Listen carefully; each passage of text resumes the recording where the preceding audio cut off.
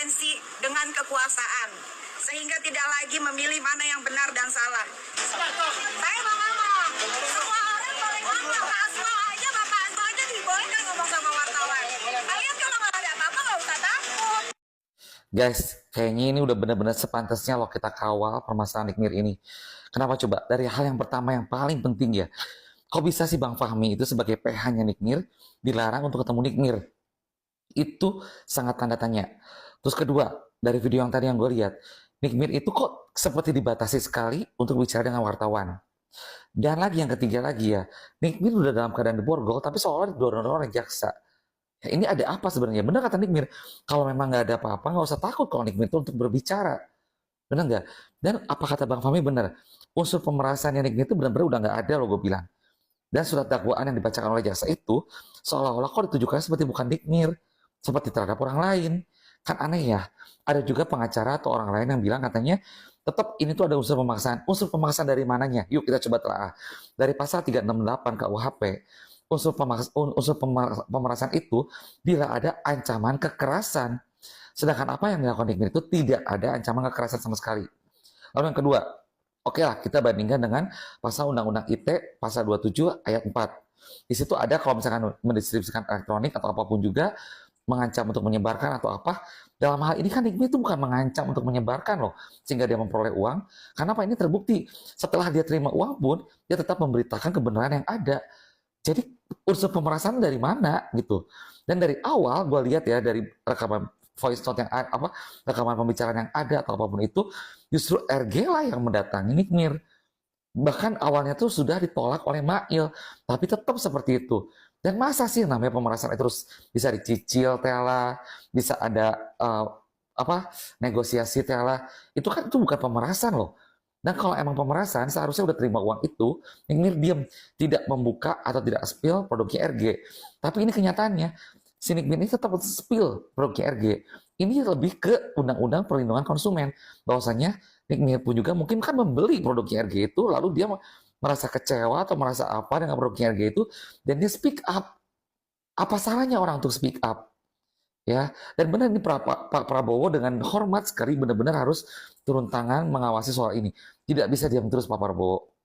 Ya, mungkin ini ada hubungan dengan kepolisian, mungkin ini ada hubungan dengan Badan POM. Tapi ke Pak Prabowo sebagai istilahnya yang tertinggi di negara Indonesia ini wajib juga ke sananya. Kenapa coba? Banyak sekali korban-korban di dalamnya ini loh Pak Prabowo. Ya, bahkan itu sampai ngimbas ke masyarakat kecil. Mungkin kalau bukan nggak ada Nikmir, nggak ada Doktif, masyarakat kecil sampai saat ini bakal hidup susah karena apa?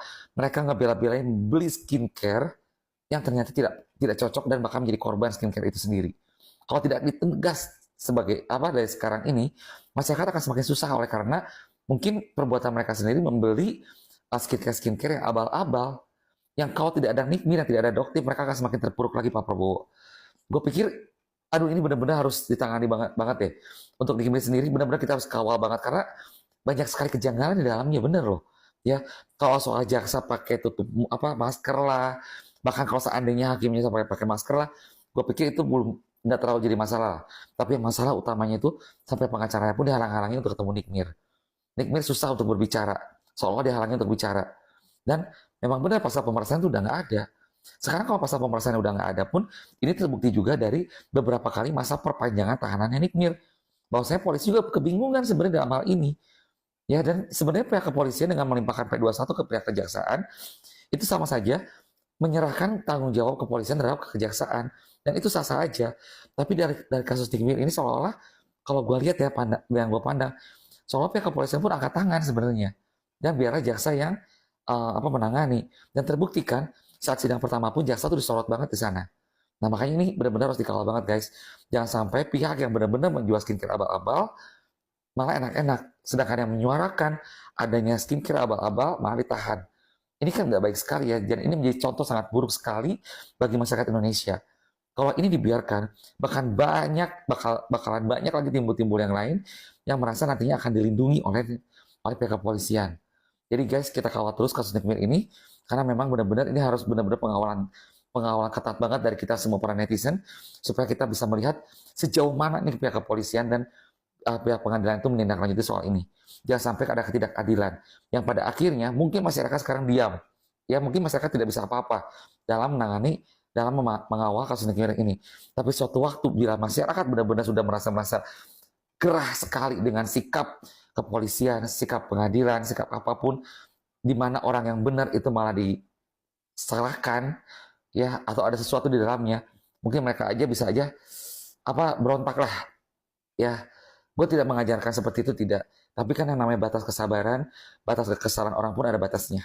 Apalagi yang gue denger nih, katanya perang dunia ketiga itu hampir dekat, katanya seperti itu. Jangan sampai di saat itu justru dalam sendiri juga terjadi keributan seperti itu nggak baik, ya. Jadi tolong kita kawal semua ini semua. Mungkin kita tidak bisa apa-apa. Mungkin mereka juga punya kekuasaan sendiri, punya wewenang sendiri. Mungkin beberapa konten kreator juga bakal dibungkam mungkin ke depannya nantinya. Tapi guys, ini sebagai contoh di mana kita harus benar-benar melihat mana yang benar, mana yang punya salah.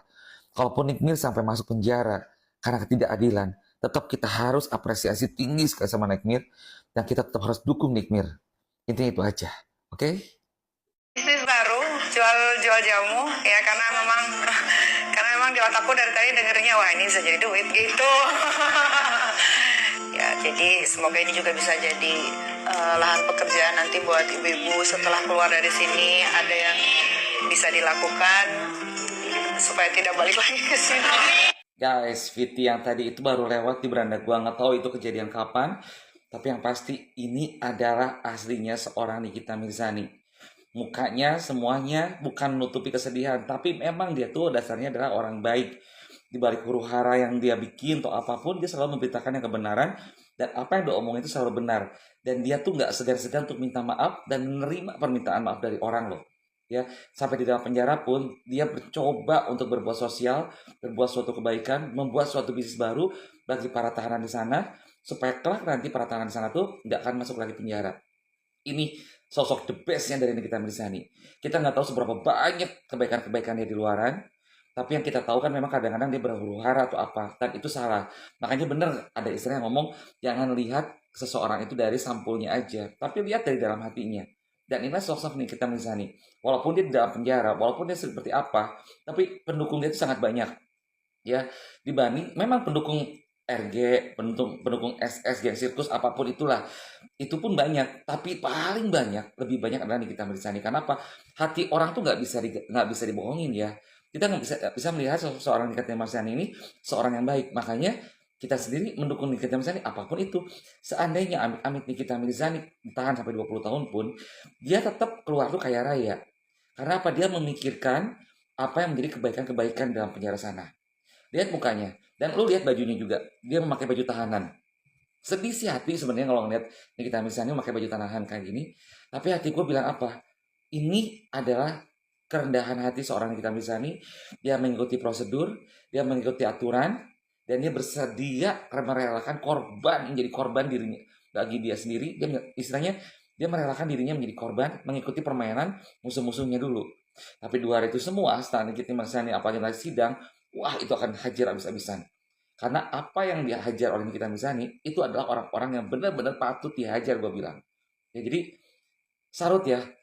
Kalau mukanya nanti bakal dipresetkan, pasti bakal digoreng-goreng ngomongnya menutupi kesedihan lah, apalah. Nih, seandainya seorang Nikita Mirzani menutupi kesedihan, dia sedih itu bukan karena kasus yang melandainya dia, tapi dia sedih itu karena nggak bisa ketemu anak. Ya, tapi itu pun akan selalu terobati saat anaknya datang makan bareng sama Nikita Mirzani. Ya, jadi bukan karena kasusnya. Dan kamu lihat lirik matanya atau apanya. Walaupun dia kelihatan seperti itu, tapi otaknya dia berputar berat loh itu. Dan itu suatu perjuangan keras bagi Nikita Mirzani. Makanya guys, dukung terus Nikita Mirzani. Jangan dengerin Miss Gossip. Miss Gossip tuh, aduh, dia kayaknya NPD ya. Dia kayaknya NPD gitu istilahnya. Jadi, dukung terus Nikita Mirzani. Inilah sosok Nikita Mirzani yang sesungguhnya. Dia akan selalu kaya. Karena apa? Karena setiap kebaikan yang dia lakukan itu selalu akan diperhitungkan oleh yang di atas. Dan yang di atas itu merasa dihutangi oleh kebaikan-kebaikan yang dia lakukan. Pasti yang di atas pun akan memberikan kebaikan pula terhadap Nikita Mirzani. Makanya yang julid sama Nikita Mirzani, yang jahat sama Nikita Mirzani, yang nggak suka sama Nikita Mirzani, nanti kalian akan menyesal sendiri. Itu aja sih pesan dari gua. Oke?